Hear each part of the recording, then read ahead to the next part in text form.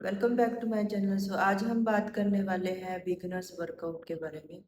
जब भी आप एज अ बिगिनर जिम में जाते हैं तो आपको कौन सा वर्कआउट लगाना चाहिए।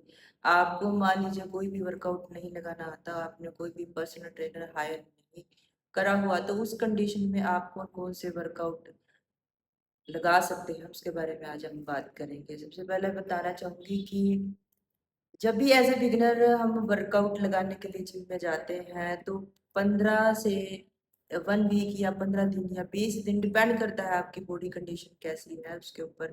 आपका स्टार्टिंग में मिक्स वर्कआउट चलता है। मिक्स वर्कआउट किसे कहते हैं? मिक्स वर्कआउट में आपका सभी मसल्स को ट्रेन किया जाता है 15 दिन के लिए। उसमें आप एक बैक का वर्कआउट, एक चेस्ट का वर्कआउट, एक शोल्डर का वर्कआउट, एक बाइसेप्स का वर्कआउट, एक ट्राइसेप्स का, यानी आपके सभी मसल के एक एक वर्कआउट लगाना होता है। अब उस कंडीशन में आप कोई भी बैक का वर्कआउट लगा सकते हैं। बैक में आप लेट पुल डाउन ले सकते हैं। लेट पुल डाउन के 3-3 सेट लगा सकते हैं और उसकी रेपिटेशन 10-10 की रख के स्टार्टिंग में। और चेस्ट के लिए चेस्ट फ्लाई मशीन आप यूज कर सकते हैं। उसमें भी आपको रेपिटेशन जो है 10-10 की ही रखनी है और 3 सेट से ज्यादा नहीं लगाना है। इसी तरह ही आप बाइसेप्स से बाइसेप्स कर्ल आप केबल के साथ भी लगा सकते हैं या फिर आप रोड के साथ भी लगा सकते हैं। अगर आपको अगर आप केबल के साथ लगाएंगे तो उसमें आपको पोस्चर बनाने में दिक्कत नहीं आएगी। मैं यही रेकमेंड करूंगी कि आप केबल से ही केबल बार का यूज करें बाइसेप्स लगाने में। उसमें भी सेम ही कंडीशन रखनी है आपने, उसमें भी 3 सेट लगाने हैं और 10-10 की रेपिटेशन रखनी है। ट्राइसेप्स में आप पुश डाउन लगा सकते हैं। उसमें भी आपने 3-3 सेट लगाने हैं और रेपिटेशन रखनी है 10-10 की। शोल्डर के लिए आप शोल्डर प्रेस मशीन का यूज कर सकते हैं। डिपेंड करता है कि आप किस तरह के जिम में जा रहे हो, तो वहाँ पे शोल्डर की मशीन अवेलेबल होती है हर किसी जिम में। तो शोल्डर के लिए आप मशीन ही लगाएं। उसमें भी रेपिटेशन आपको 10-10 की रखनी है और 20 सेट लगाना। लेग आप स्टार्टिंग में फर्स्ट 7 दिन ना ही लेग का कोई भी वर्कआउट ना लगाएं।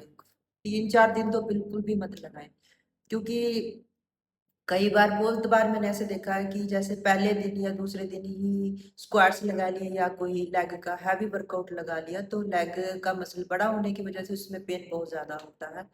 तो नेक्स्ट डे आप नहीं आ पाओगे जिम में। तो कोशिश करनी है कि पहले 3-4 दिन अपनी बॉडी कंडीशन को चेक करें कि आपको मसल में कितना पेन हो रहा है, उसके हिसाब से ही आगे स्टेप। स्टार्टिंग में क्या होता है कि स्टार्टिंग में जो जो उसमें बहुत सारे क्लाइंट्स होते हैं कि जिनका पहला दिन होता है, उनको ये होता है कि आज हमने बहुत ज्यादा मोटिवेशन के साथ वर्कआउट ज्यादा लगाना है, तो ऐसी गलती ना करें। ना ही ज्यादा वर्कआउट लगाएं, ना ही ज्यादा वेट लिफ्टिंग करें। आपने हल्के हल्के, अगर आप मशीन से ही सारी वर्कआउट लगा रहे हैं तो कम से कम वेट का यूज करें। सिर्फ 2 या 3 प्लेट ही हर मशीन में यूज करें, उससे ज्यादा ना करें। अगर आप फ्री वेट में लगा रहे हैं तो कोशिश करें डंबल जो खाली रोड्स होती है उनको ही यूज करें। वेट कम से कम ही यूज करें, क्योंकि स्टार्टिंग में जब आप बिगिनर्स हैं, एज ए बिगिनर जिम में आते हैं, आपने कभी वर्कआउट नहीं लगाया होता, तो आपकी बॉडी को नहीं पता होता कि आप क्या कर रहे हैं उसके साथ। तो नेक्स्ट 2 दिन 3 दिन हफ्ता, कई बार क्या होता है 10-10 दिन तक भी बॉडी पेन बहुत ज्यादा होता है। तो वर्कआउट लगाने के बाद मसल टिश्यूज जो होते हैं वो फटते हैं। मसल टिश्यूज फटने की वजह से पेन जो है वो मसल में बहुत ज्यादा होता है। कई, मैं ये नहीं कह रही यहाँ पे कि सबको एक जैसा होता है, डिपेंड करता है कि आपकी डाइट कैसी है, या आप बिल्कुल बिगिनर है, या मे भी शायद आपकी कोई फिजिकल एक्टिविटी आप कर रहे हो, तो उसके ऊपर डिपेंड करता है। अगर आपने कोई भी फिजिकल एक्टिविटी नहीं करी है पहले, या बिल्कुल भी करंट में भी आप बिल्कुल फिजिकल एक्टिव नहीं है, तो उसमें आपके बॉडी मसल जो है बहुत ज्यादा पेन करेंगे। तो आपने ऐसी गलती नहीं करनी है। स्टार्टिंग में हल्के हल्के वेट से ही शुरू करना है। पहले 6 से 7 दिन आपने हल्का वेट, लाइट वेट बिल्कुल यूज करना है और कम से कम 3 की रेपिटेशन से ज़्यादा कोई भी रेपिटेशन आपने लगानी है। और मिक्स वर्कआउट में जो मैंने वर्कआउट आपको बताया है सिर्फ वो ही लगाए। अगर आप ज़्यादा वर्कआउट लगाएंगे तो पेन ज़्यादा होगी, फिर आपको बाद में दिक्कत आएगी। वर्कआउट लगाने से पहले आपने स्ट्रेचिंग जरूर करनी है। स्ट्रेचिंग के लिए मैंने एक अलग से वीडियो बनाया हुआ है, आप वहाँ पे जाके चेक कर सकते हैं। स्ट्रेचिंग करने के बाद ही आपने अपना वर्कआउट शुरू करना है। वर्कआउट आपने कैसे शुरू करना है, पहले आपने 10 मिनट की साइकिलिंग लगानी है। 10 साइकिलिंग करने के बाद जो वर्कआउट मैंने मिक्स वर्कआउट मसल्स का, यानी जिसको वेट लिफ्टिंग भी बोलते हैं, वो करनी है। वो खत्म करने के बाद अगर आप अपनी फैट लॉस जर्नी पे है तो आपने कार्डियो सेक्शन में आ जाना है। कार्डियो सेक्शन में आपने 10 मिनट ट्रेडमिल और 10 मिनट क्रॉस लेग लगाना है। उससे ज्यादा नहीं लगाना है। वही बात कहना चाहूंगी कि आपकी बॉडी को नहीं पता है कि आप क्या कर रहे हैं उसके साथ। तो अगर आप, कई बार मैंने कार्डियो लगाते हुए बहुत सारे क्लाइंट्स को देखा है कि वो पहले दिन ही बहुत ज्यादा कार्डियो लगा लेते हैं। वो इतना थक जाते हैं, नेक्स्ट डे नहीं आ पाते। उनकी कई बार क्लाइंट ऐसे भी होते हैं कि वो थकने की वजह से उनको फीवर आ जाता है या वो बीमार हो जाते हैं। ऐसे भी बहुत सारे केस मैंने देखे हैं। तो वो क्या होता है कि उनकी फिटनेस जर्नी वहीं पे ही खत्म हो जाती है। वो डर के मारे कभी जिम में आ ही नहीं पाते। उनको ऐसा लगता है कि शायद हम जिम जाने की वजह से बीमार हो गए हैं, तो हम वर्कआउट ना लगाएं। तो ऐसा बहुत बार मैंने बहुत सारे केस ऐसे देखे हैं। तो आप लोगों को ऐसा नहीं करना है। अगर आप फैट लॉस जर्नी पे हैं तो आपने कार्डियो सेक्शन में जाने के बाद 10-10 मिनट से ज्यादा नहीं लगाना है। या फिर मैं जो रेकमेंड करती हूँ, पहले 7 दिन जो क्लाइंट्स, न्यू क्लाइंट्स होते हैं, बिगिनर, तो मैं उनको यही गाइड करती हूँ कि जितना आपका कंफर्टेबल जोन है, यानी मान लीजिए एक 100 kg का कोई क्लाइंट है, पर्सन है, तो वो ट्रेडमिल पे स्टार्टिंग में मान लीजिए उसने कोई फिजिकल एक्टिविटी नहीं कर पाई, तो वो 5 मिनट भी लगाने में उसको दिक्कत आएगी। 5 मिनट में ही वो हाफने लग जाता है, क्योंकि उनका स्टेमिना नहीं होता, ना ही उनमें इतनी एनर्जी होती है कि वो 10 मिनट भी ट्रेडमिल या क्रॉस लेग लगा पाए।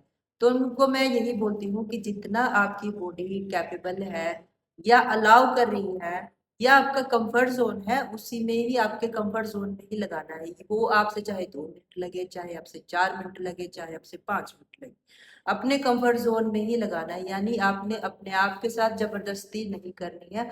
अपने आप को हार्म नहीं करना है कि आज ही मुझे सब कुछ आज ही करना है, ये चीज नहीं करनी। स्टार्टिंग में आपने 10 मिनट से ऊपर ट्रेडमिल या 10 मिनट से ऊपर क्रॉस लेग नहीं लगाना है सिर्फ। यानी कि आपका जो कार्डियो सेक्शन है 15 से 20 मिनट आपने स्टार्टिंग में लगानी है। जब आपका 1 हफ्ता या 10 दिन पूरे हो जाए, आपको पता लग जाए कि अब मेरी बॉडी की कंडीशन ठीक हो गई है, मेरे में स्ट्रेंथ आ गई है और मेरी मेरी बॉडी अलाउ कर रही है मेरे को ये सब चीजें करने के लिए, तो आप उसका टाइम आप बढ़ा सकते हो, कोई प्रॉब्लम नहीं है।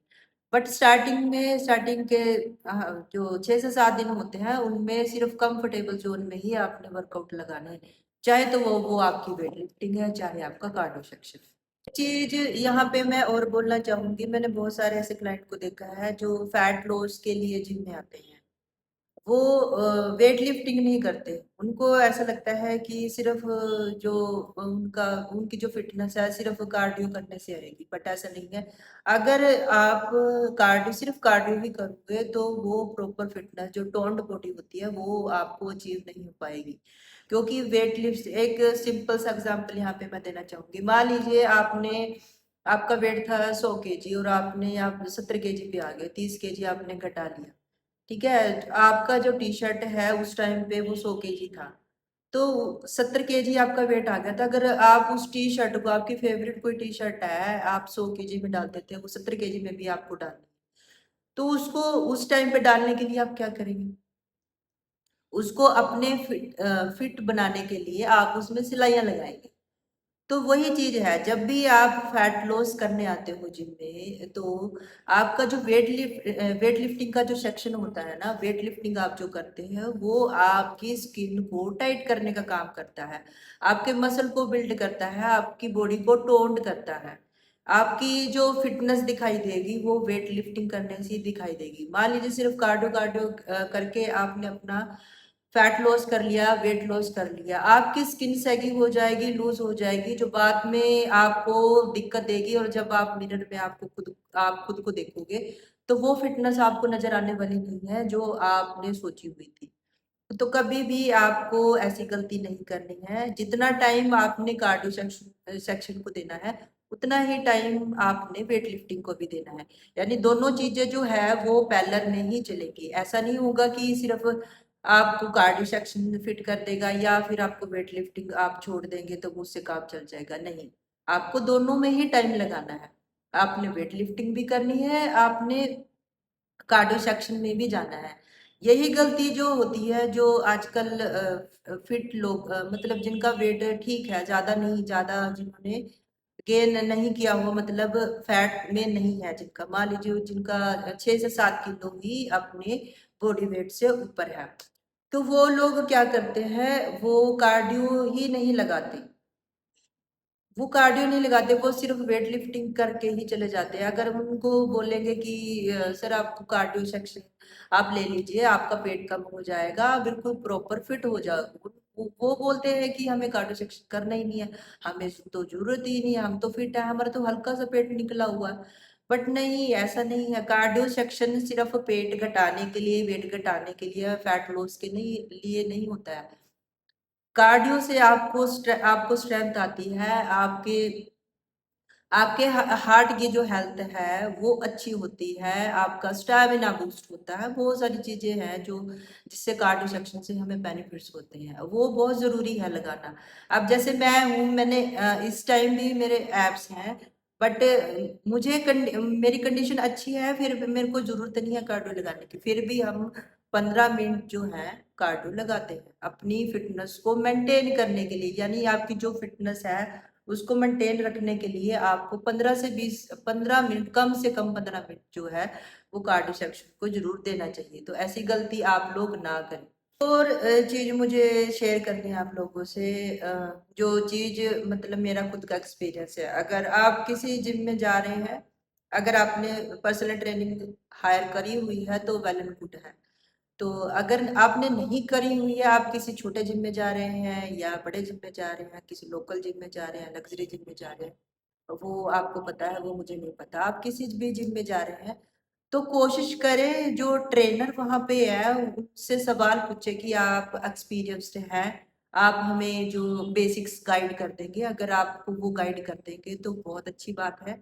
आप ये सवाल पहले ही क्लियर आउट करके जिम में ज्वाइन करें। अगर वो आपको बेसिक्स गाइड करेंगे, 4 से 5 दिन आपकी पोस्चर को सही करवा देंगे तो बहुत अच्छी बात है, और उसी जिम में ही जाएं। अगर वो बोलेंगे कि हम गाइड नहीं करेंगे, जनरल ट्रेनिंग में आपको बेसिक्स नहीं सिखाएंगे, 3-4 दिन आपका पोस्चर नहीं ठीक करेंगे, तो उस जिम में ज्वाइन ना करें। वीडियो अच्छी लगी हो तो वीडियो को लाइक जरूर करें, चैनल को सब्सक्राइब कर लीजिए, और मिलते हैं नेक्स्ट वीडियो।